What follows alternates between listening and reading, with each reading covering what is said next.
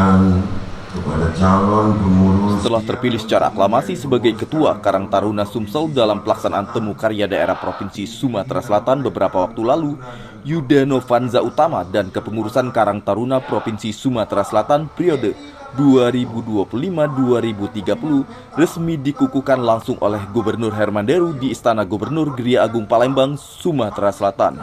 Terjadi efisiensi kepengurusan pada periode 2025, 2030 dan periode sebelumnya periode 2020-2025. Sebelumnya jumlah kepengurusan Karang Taruna Provinsi Sumatera Selatan berjumlah 138 pengurus dan saat ini pengurus berjumlah 75 pengurus pada tingkat provinsi.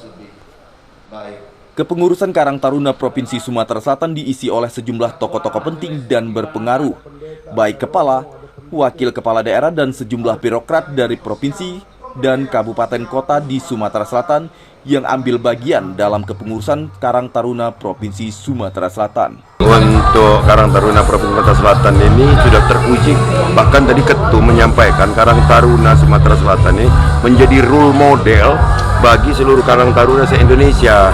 Bagaimana soliditas internal, bagaimana kerjasamanya dengan pemerintah provinsi dan seluruh anggota.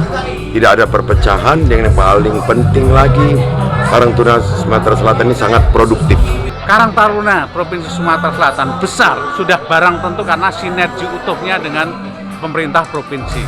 Karena binaan yang terus-menerus dan provinsi terbukti memberikan support system yang terbaik untuk Karang Taruna, sehingga kalau saya ditanya sebagai Ketua Umum, Karang Taruna Provinsi Sumatera Selatan ini saat ini menjadi salah satu role model Karang Taruna yang terbaik se-Indonesia.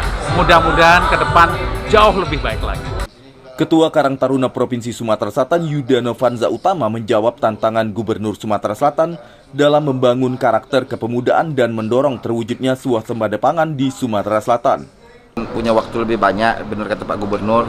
Periode sebelumnya kita terganggu COVID.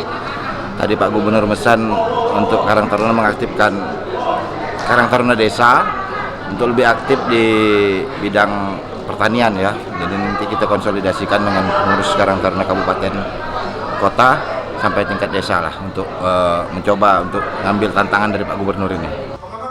Dari Palembang, Muhammad Riza Pahlepi, iNews melaporkan.